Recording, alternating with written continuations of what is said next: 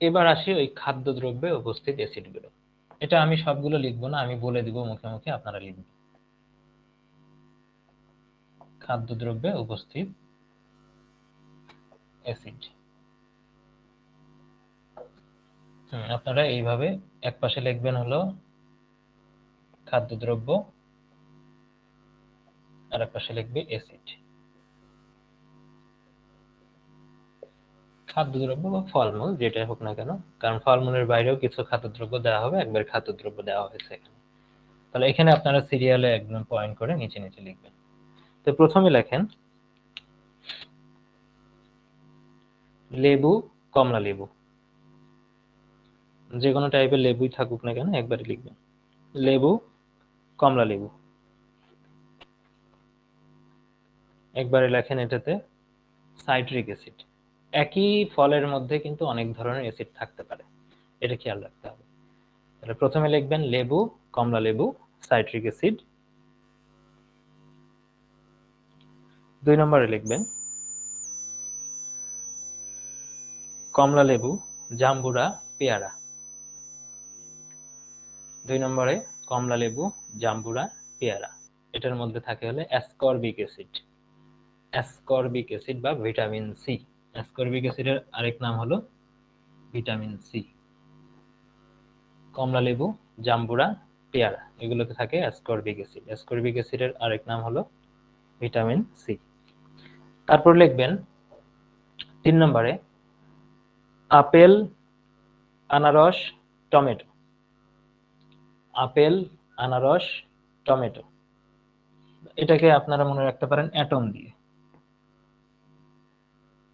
এটার মধ্যে 2টা আয় আছে, আপেল, আনারস, টমেটো, আর মতে হলো ম্যালিক অ্যাসিড। তাহলে কি বললাম, আপেল, আনারস, টমেটো, এটা কি ধরনের অ্যাসিড এর মধ্যে থাকে? ম্যালিক অ্যাসিড থাকে। তাহলে আপেল, আনারস, টমেটো, ম্যালিক অ্যাসিড, অ্যাটম দিয়ে এটা মনে রাখা যায়। তারপরে লেখেন তেঁতুল, আঙ্গুর।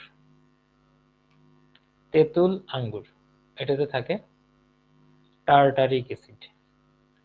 তেঁতুল, আঙ্গুর এগুলোতে থাকে টার্টারিক অ্যাসিড। তেঁতুল, আঙ্গুর, টার্টারিক অ্যাসিড। চা, কফি।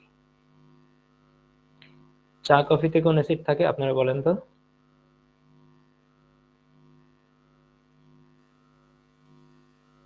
বলেন বলেন। চা কফিতে তো ক্যাফেইন থাকে, মানে কি থাইমিন ক্যাফেইন কি থাকে, কোনো এটা জানতাম অ্যাসিড? কি। না না না, থাইমিন থাকে না এটা চা কফিতে? হ্যাঁ মানে থাকে, কিন্তু ওগুলো অন্য ইনগ্রেডিয়েন্ট, ওগুলো কিন্তু অ্যাসিড না। ও আচ্ছা আচ্ছা ধরেন পরীক্ষাতে, হ্যাঁ পরীক্ষাতে কিন্তু এই টুইস্টটা দিতে পারে যে চা, কফিতে কোন অ্যাসিড থাকে। অপশনের মধ্যে ট্যানিক অ্যাসিডও থাকলো, ক্যাফেইনও থাকলো। কতজন যে ক্যাফেইন দিয়ে আসবে তার কিন্তু ইয়ত্তা থাকবে না। ঠিক আচ্ছা আছে? আচ্ছা, হ্যাঁ বুঝতে পারছি। অ্যাসিড থাকে হচ্ছে ট্যানিক অ্যাসিড, লেখেন চা কফি ট্যানিক আচ্ছা অ্যাসিড। চা কফি ট্যানিক অ্যাসিড। এরপরে লিখবেন দুধ, দই, বোরহানি। দুধ, দই, বোরহানি। অবলিক দিয়ে লিখতে পারেন যে দুগ্ধজাত। দুগ্ধজাত সব লিখতে পারেন। তার মানে দুগ্ধজাত যত কিছু আছে সবকিছুর মধ্যেই থাকবে হলো ল্যাকটিক অ্যাসিড। আমি 3টা উদাহরণ বলে দিলাম এমনিতেই, দুধ, দই, বোরহানি। অবলিক দিয়েও লিখতে পারেন সাথে করে যে দুগ্ধজাত দ্রব্য, এগুলোতে সব থাকে হলো ল্যাকটিক অ্যাসিড। এটা মনে রাখতে হবে, সবগুলোতে থাকে হলো ল্যাকটিক অ্যাসিড। তারপর লিখবেন ভিনেগার। ভিনেগারে থাকে অ্যাসিটিক অ্যাসিড। ভিনেগারে থাকে অ্যাসিটিক অ্যাসিড। অ্যাসিটিক অ্যাসিডের আরেক নাম, যদি কখনো অ্যাসিটিক অ্যাসিড না থাকে, তার আরেক নাম হলো ইথানোয়িক অ্যাসিড।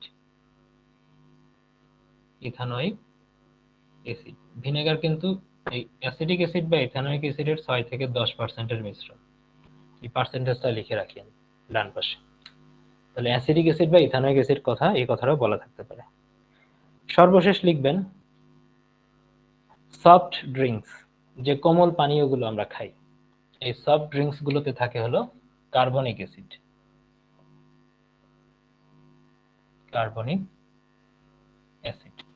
সফট ড্রিঙ্কস এগুলোতে থাকে কার্বনিক অ্যাসিড।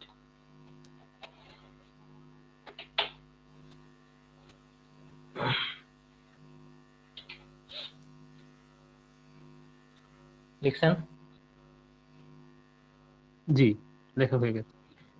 হ্যাঁ, অ্যাসিড সম্পর্কে যতটুকু আমরা দেখলাম এতটুকুই যথেষ্ট। এখন আমরা ক্ষারকের মধ্যে ঢুকবো। আর ক্ষারকের